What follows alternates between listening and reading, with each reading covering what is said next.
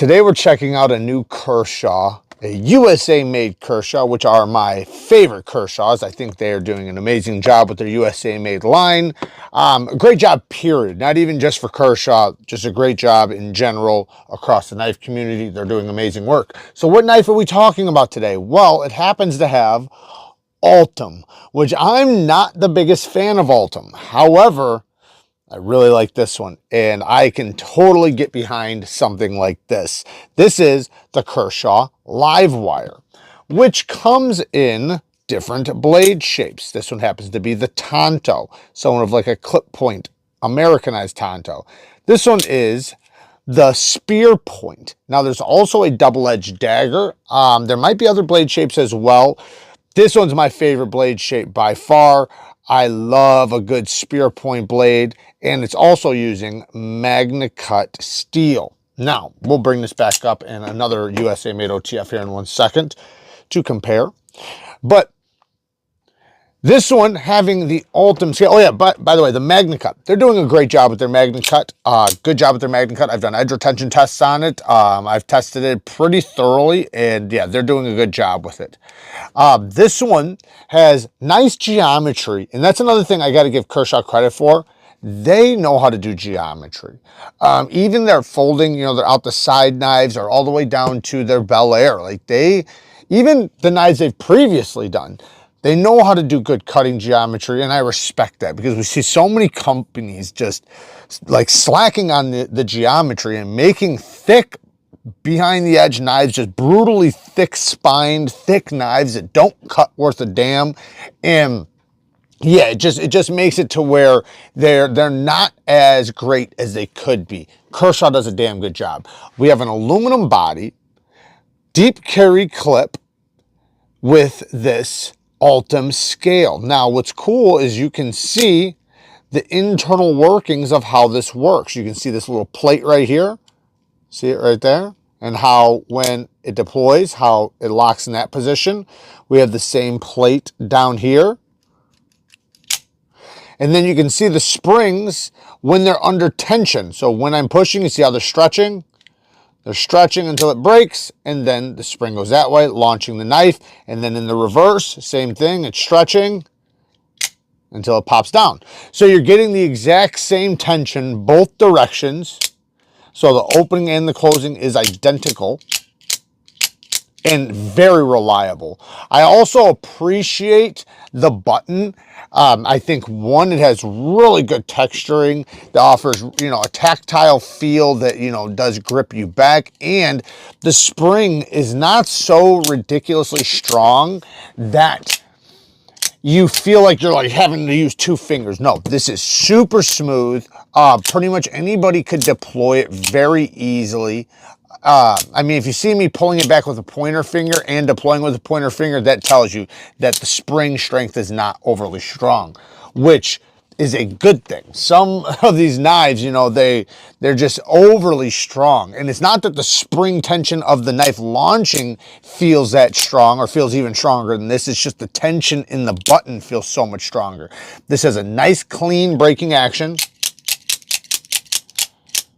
And I know that it has a lot of power when it comes out. Now, of course, it does have a safety feature that if you happen to hit something, yes, it will come off track, and then you can flick your wrist and pop it back out, which is very easy on this one, by the way. However, it's not like it just is easily stopped. Like I've had some that just like they can hit like a paper towel and they'll stop. And I mean like a swinging paper towel. This one actually has a nice, strong launch, which I also appreciate. So it is going to reliably get open. Now, once it's open, you can jam it into anything. At that point, it's going to be super solid.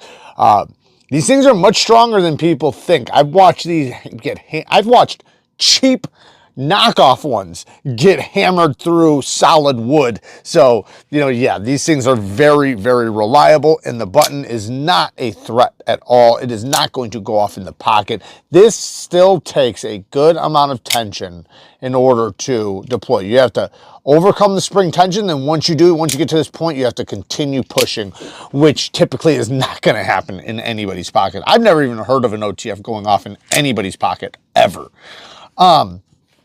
Ergonomics, super good. You know, as we've seen the other one, you know, they're the same model, you know, same steels, just different blade shapes. I said the same thing about this one as far as the action goes, the reliability, even the sound of the action sounds really nice. I'm going to bring forward an Axial gear. Now, this is the only one I have of this. This is another USA made model, and is the only Axial I've ever tried. So I want to make that clear. Only one I've ever tried is right here. This is a Zach in the Wild edition. Zach is an awesome guy, and I like the knife. But you hear that ching.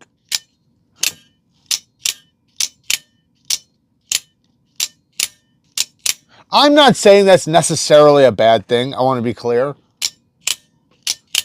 But these do not have that.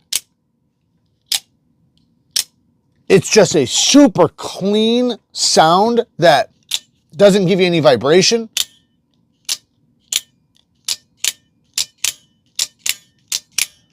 This is a clean break. I love the tension. I think this thing deploys really good. Like I said, USA made, aluminum handles, great knife.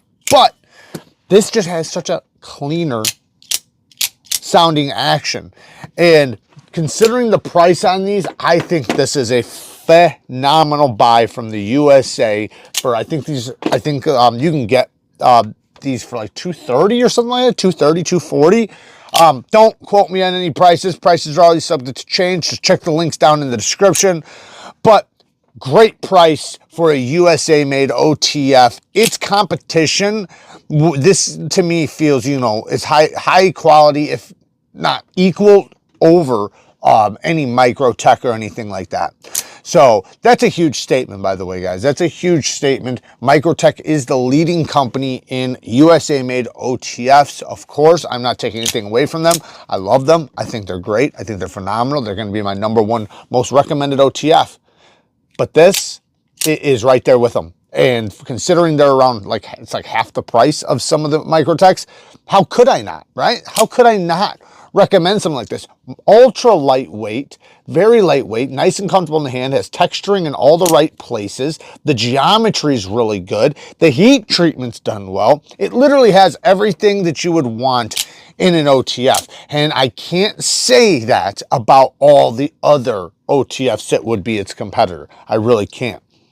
As far as the geometry, the heat treatment, and so on. The one negative that I will say that I would like to see improved is just the plunge grind. You know, you can see I have, oh no, I haven't sharpened this one up, I don't think. I think I've honed it. But you can see, if we zoom in here, the plunge grind is ending right at the edge. I would prefer that there was room to sharpen off of the knife so that I have steel to remove. This is already a narrow blade. You know, being an OTF, they're typically narrow blades already as it is. So when I sharpen it, I don't want this to look wonky back here. I don't want my edge to go up. Now, I do notice that they did thin out the grind right there ever so slightly, and that's probably because it's hitting the plunge grind. And I know it's a little bit of an illusion here because you see the plunge grind starts here, but it doesn't end right there where it looks like it does. It actually ends at the edge. It's a little bit easier to see right there. See that shadow, how the shadow ends right at the edge? So I just would like the end of the plunge grind moved back a little bit, giving me room to sharpen it so that it looks nice and clean throughout years to come. Along with that choil, you know, you can see the edge, how it's wider here and how it narrows out back here because the grind gets a little thinner, or they did it on the belt when they sharpened it. Now, I don't mind that too much, but typically when I see that, I know when I get on the stone and I start sharpening it, it could come out even worse on the second sharpening. Time will tell. The MagnaCut's a little close to the edge for my sharpening because I like to lower back my edge angles. I'd love for it to maybe just be bumped up or shrunken down just a little bit to give me a little bit more room. I don't think I'll hit it, so I don't think that's a big deal. But, you know, time will tell. You know, time will tell because I'm going to be sharpening it up here soon and putting a nice, beautiful knives edge on it, and maybe possibly even do a video on how to sharpen this one up. Or maybe even just like a double-edged dagger to really show, because those ones can be a little bit trickier, having an edge on the spine and on the front edge and marrying together at the peak. That can be a little tough for some people, so maybe I'll do another video on that. My only other nitpick and negative would be over branding, right?